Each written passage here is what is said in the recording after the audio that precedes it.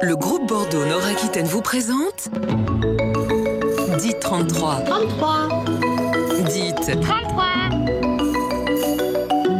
Dites 33. Dites 33. 33. 33. Dites 33. Bienvenue dans ce nouveau numéro de Dites 33. Aujourd'hui, c'est un focus sur deux métiers du soin que je vous propose. Infirmière et aide-soignante, quelles sont les différences entre ces deux professions? Quelles études faut-il avoir suivies pour exercer ces métiers? C'est ce que je vous propose de découvrir tout de suite.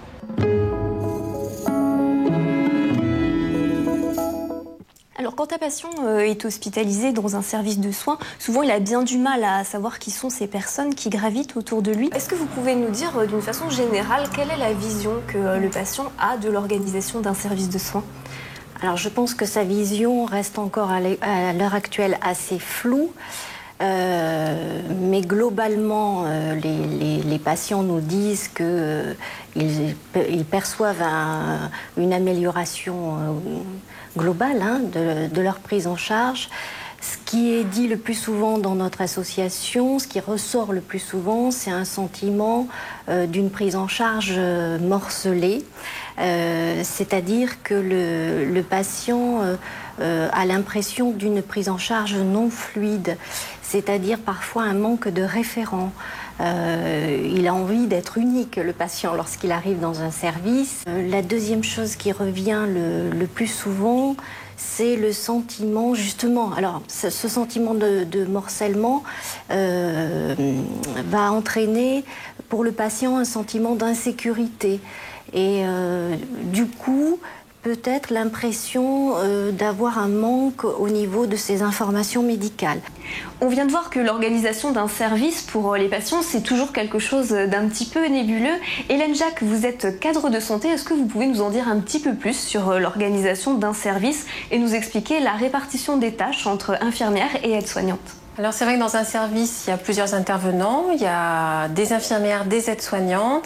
Les aides-soignantes vont plus avoir une action auprès du patient sur tout ce qui est confort, bien-être, nursing, tous les soins d'hygiène. Et les infirmières vont plus avoir des soins techniques, comme les perfusions, les injections, les médicaments. Mais la plupart du temps, elles essaient de travailler en binôme pour que le patient il soit vraiment pris en charge dans sa globalité. Les infirmières et les aides-soignantes ensemble. Mais bien sûr, chacun fait ses tâches en fonction de ses compétences et en fonction de sa formation. L'exemple le plus parlant, c'est quand même les patients qui sont très dépendants, les patients qui sont alités, où il faut être souvent plusieurs pour pouvoir les retourner quand ils ne nous aident pas du tout. Donc là, l'infirmière fait une partie de la toilette, l'aide-soignante en même temps. Il n'est pas question qu'il y en ait une qui fasse la toilette du haut et la toilette du bas. C'est vraiment tout en douceur pour le patient, une qui lave, une qui essuie, une qui parle au patient. C'est vraiment dans un souci de bien-être et de confort pour le patient.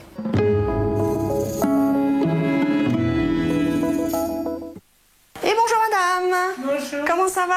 Nicole Dumas est aide-soignante à la Polyclinique Bordeaux-Nord, une profession qu'elle exerce depuis 7 ans et qu'elle n'a pas choisie par hasard. À la base, j'étais secrétaire médicale et c'est vrai que j'ai eu envie de rencontrer en fait les patients qu'il y a derrière les dossiers, quoi. Je pense que déjà, il faut aimer s'occuper des gens et être à leur disposition. On passe plus de temps avec les patients, c'est vrai qu'ils nous font des confidences et que justement, on peut faire remonter des informations à l'infirmière, voire au médecin. C'est au CFPBNA, le centre de formation de la Polyclinique Bordeaux-Nord, que Nicole a suivi sa formation après avoir validé le concours d'entrée. C'est une formation donc en 10 mois où on a donc 24 semaines de stage. C'est une formation en alternance et 17 semaines de cours où les élèves ont des connaissances à acquérir pendant ces semaines de cours et après ils vont tester en service si ces connaissances sont bien assimilées ou pas. Le principal cœur du métier et des cours, donc, c'est tout ce qui se rattache à la surveillance et à l'aide aux personnes. Donc il faut savoir que l'aide-soignante a un métier où elle passe beaucoup de temps auprès des personnes, dans les besoins essentiels, dans la vie quotidienne, que ce soit en maison de retraite ou à l'hôpital. et elle aide la personne dans ses moments de toilette, dans ses moments d'alimentation, dans la marche, le lever, etc. Donc ce qui est important pour une élève aide-soignante, c'est de bien comprendre les besoins de la personne. Donc on passe beaucoup de temps au début d'année pour expliquer l'hygiène d'une part, ça c'est sûr, mais surtout comment observer une personne, comment repérer si elle est en souffrance physique ou morale, comment elle peut adapter sa communication pour être, dans une communication qui est riche avec la personne, et surtout remonter les informations qu'elle va pouvoir repérer et les donner à l'infirmière pour qu'elle puisse réajuster le projet de soins qui est nécessaire à la personne. Cette année, une 50aine de candidats suivent ce cursus, des candidats au parcours variés, BEP sanitaire et social en poche, baccalauréat ou encore licence. Tous n'ont qu'un objectif, obtenir le diplôme d'aide-soignante qui leur permettra d'exercer.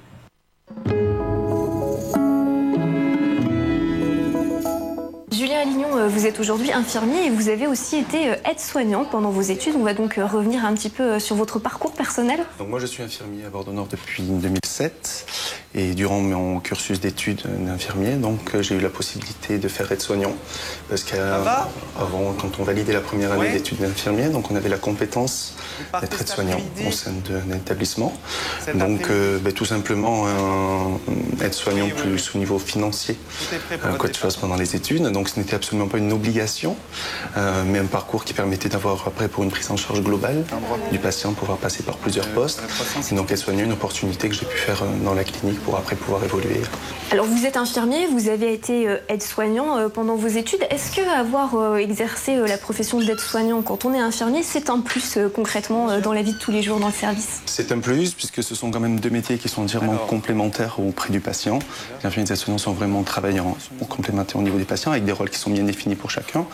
Et je pense qu'il est important au niveau infirmier de connaître vraiment le rôle d'aide-soignant qui fait partie du rôle propre de l'infirmier pour beaucoup de tâches auprès du patient propre. Donc oui, c'est vraiment un plus pour pouvoir travailler vraiment en équipe et comprendre le travail de l'autre et pouvoir aussi déléguer des choses qui peuvent être aussi plus facilement gérables au quotidien. Donc c'est vrai que les deux postes sont vraiment complémentaires auprès du patient puisque l'infirmière va avoir besoin de l'aide-soignante pour faire des soins et inversement. Ça veut dire que les deux métiers ne pourraient pas exister l'un sans l'autre finalement.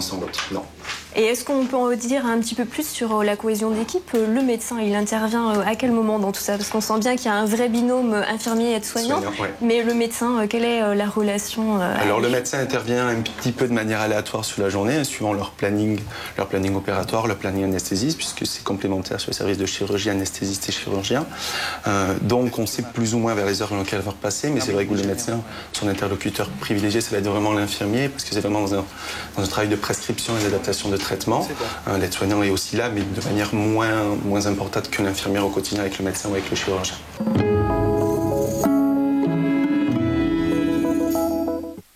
Elisa est élève infirmière en 3e et dernière année à l'école de la Croix-Rouge française, une formation qu'elle suit en alternance. Aujourd'hui, elle est en stage pratique à la polyclinique Bordeaux-Nord, une phase qui lui permet d'appréhender la réalité de son futur métier. C'est déjà le fait de pouvoir accompagner des personnes dans leur maladie ou dans leurs problèmes de santé, quels qu'ils soient. Et donc les accompagner, de permettre d'améliorer leur état de santé.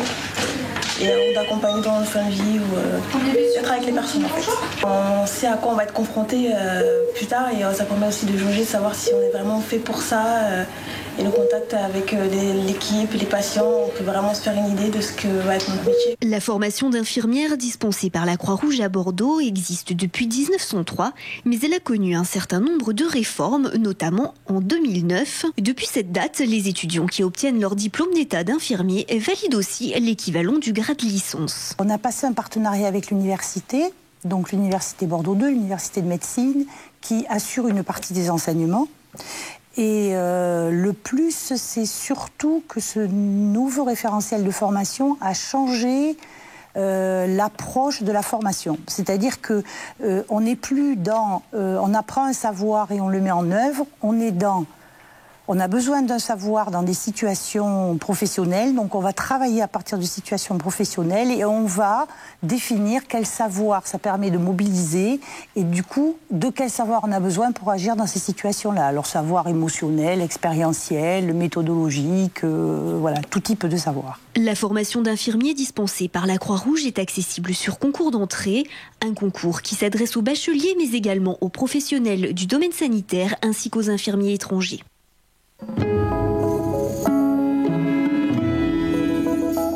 Florence Delanis, vous êtes la directrice des soins du groupe Bordeaux-Nord. On va conclure cette émission avec vous en nous penchant sur l'évolution des métiers du soin. Est-ce que vous pouvez nous parler justement de cette évolution et nous dire depuis quand est-ce qu'elle a lieu? Alors je crois que cette évolution du métier d'infirmière, elle est indéniable, puisque si on part de la femme dévouée jusqu'à l'experte en soins, aujourd'hui l'évolution a été longue. C'est vrai que quand on regarde l'histoire de notre profession, on voit des religieuses, donc des femmes essentiellement, qui donnent des soins à des indigents, des blessés de guerre, sans grande formation, surtout des soins de maternage, sous les ordres des médecins. Et à cette époque-là, on parle beaucoup de la notion de vocation. Donc c'est vrai que les choses ont quand même évolué assez tôt, puisque sous l'influence de personnalités comme Léonie Chaptal, on a en 1937 un premier diplôme d'État qui apparaît. C'est-à-dire que l'État a reconnu la nécessité d'avoir un diplôme pour exercer la profession d'infirmière. C'était quand même une grande étape. On a eu d'autres étapes au cours de cette évolution, notamment en 1978, où pour la première fois, au niveau du Code de la santé publique, apparaît la notion du rôle propre de l'infirmière. C'est-à-dire que là, on reconnaît à l'infirmière la capacité à être autonome pour dispenser des soins de confort, de prévention, en association bien sûr, et en parallèle à tous les soins prescrits par le médecin. Est-ce que justement cette évolution, vous l'expliquez par le fait de la professionnalisation justement du métier? Alors tout à fait, c'est un métier où on a eu besoin d'être plus professionnel. C'est vrai que la notion de vocation, c'est quelque chose qu'on a toujours souvent abordé. Je crois qu'on a rarement, jusqu'à quelques années, parlé de la profession infirmière sans parler de la vocation. Donc je crois que les qualités humaines sont indispensables pour s'occuper de personnes. Il faut avoir envie de donner pour prendre soin. Mais aujourd'hui, ça ne suffit plus. C'est-à-dire qu'aujourd'hui, il faut des infirmières qui ont des compétences techniques, qui ont des connaissances scientifiques et qui ont des qualités humaines. Et tout ça, pourquoi ? Pour faire face à l'évolution des techniques de soins, à l'évolution des prises en charge et à l'évolution de la demande du malade. Donc on note un changement pour les deux professions avec une évolution aussi bien aide-soignant qu'infirmier vers la professionnalisation, c'est ça ? Vers une plus grande professionnalisation, une plus grande acquisition de compétences. C'est vrai que ces soignants vivent au quotidien des situations très difficiles. Ils accompagnent la maladie, la vieillesse, la déchéance physique, la mort. Donc le seul moyen qu'on ait trouvé pour faire face à tout cela, c'est avoir plus d'acquisition professionnelle. Ça ne résout pas toutes les difficultés, mais en tout cas, c'est une grande aide pour les professionnels au quotidien. C'est la fin de cette émission. Je vous donne rendez-vous dans 15 jours pour un nouveau numéro de DIT 33 consacré aux apnées du sommeil. Comment sont-elles diagnostiquées? Quels sont les traitements existants? C'est ce que je vous propose de découvrir dans 15 jours dans DIT 33. DIT 33 avec le groupe Bordeaux-Nord-Aquitaine. DIT 33. 33. DIT 33. Dites 33. Dites 33. 33. 33.